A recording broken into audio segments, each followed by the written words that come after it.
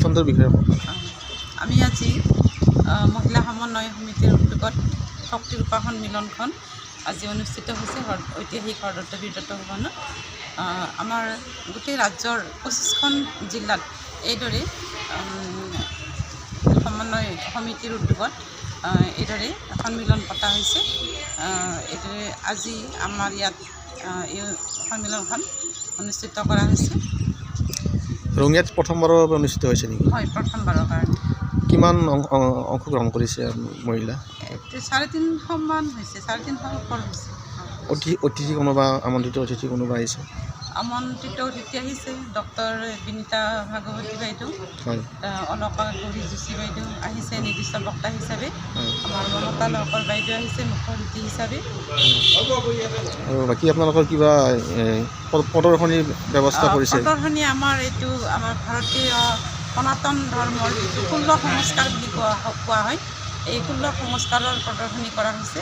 আমাৰ এই সংস্কাৰৰ বিষয়ে আমি দুই এটা সংস্কাৰ জানো যদিও আমি 16বিধ সংস্কাৰ কি আমি সেইটো আমাৰ মধ্যযুগত আমাৰ বহুতো মানে ব্ৰেক হৈ গ'ল। আমাৰ যি সনাতন ধৰ্ম আছে এই সনাতন ধৰ্মৰ ভাৰতীয় সভ্যতা সংস্কৃতিৰ বহুখিনি নীতি নিয়ম মাজতে ব্ৰেক হৈ গ'ল বিভিন্ন কাৰণত। সকলোৱে জানে বিভিন্ন আক্ৰমণকাৰী আহিছিল, তাৰপিছত মোগলসকল আহিছিল, তাৰপিছত ব্ৰিটিছ ইষ্ট ইণ্ডিয়া কোম্পানী আহিছিল আৰু গোটেই ভাৰতখন অধিকাৰ কৰি লোৱাৰ পিছত আমাৰ ভাৰতীয় প্ৰাচীন সভ্যতা সংস্কৃতি কিছু লোপ পোৱা দেখা গৈছিল।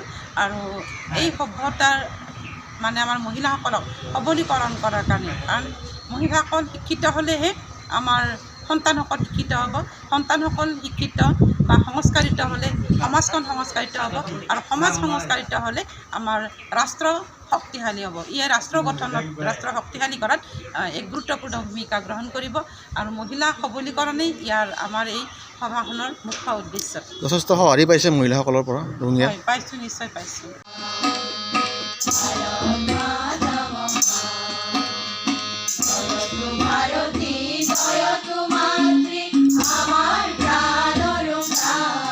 অনুষ্ঠানটোৰ বিষয়ে আমি আজি মহিলা সমন্বয় সমিতিৰ উদ্যোগত শক্তি উপাসন মিলনখন আজি অনুষ্ঠিত হৈছে ঐতিহাসিক হৰদত্ত বীৰদত্ত ভৱনত।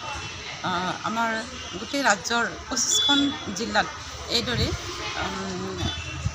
সমন্বয় সমিতিৰ উদ্যোগত এইদৰে সন্মিলন পতা হৈছে।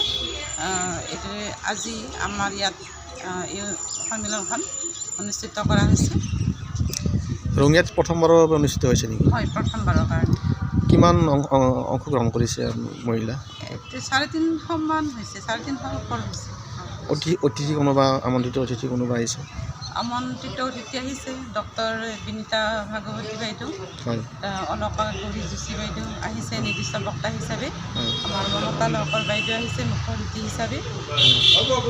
আৰু বাকী আপোনালোকৰ কিবা প্ৰদৰ্শনীৰ ব্যৱস্থা কৰিছে? প্ৰদৰ্শনী আমাৰ এইটো আমাৰ ভাৰতীয় সনাতন ধৰ্মৰ যিটো 16 সংস্কাৰ বুলি কোৱা হয়, এই 16 সংস্কাৰৰ প্ৰদৰ্শনী কৰা হৈছে।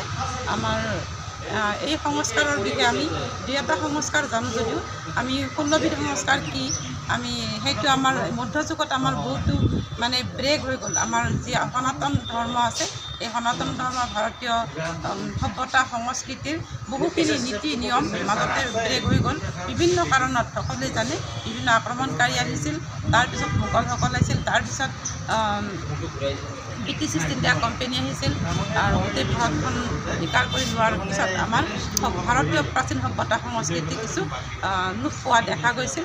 আৰু এই সভ্যতাৰ মানে আমাৰ মহিলাসকলক সবলীকৰণ কৰাৰ কাৰণে, কাৰণ মহিলাসকল শিক্ষিত হ'লেহে আমাৰ সন্তানসকল শিক্ষিত হ'ব, সন্তানসকল শিক্ষিত বা সংস্কাৰিত হ'লে সমাজখন সংস্কাৰিত হ'ব, আৰু সমাজ সংস্কাৰিত হ'লে আমাৰ ৰাষ্ট্ৰ শক্তিশালী হ'ব। ইয়ে ৰাষ্ট্ৰ গঠনত, ৰাষ্ট্ৰ শক্তিশালী কৰাত এক গুৰুত্বপূৰ্ণ ভূমিকা গ্ৰহণ কৰিব। আৰু মহিলা সবলীকৰণেই ইয়াৰ আমাৰ এই সভাখনৰ মুখ্য উদ্দেশ্য। যথেষ্ট সঁহাৰি পাইছে মহিলাসকলৰ পৰা ৰঙিয়া? হয়, পাইছোঁ, নিশ্চয় পাইছোঁ।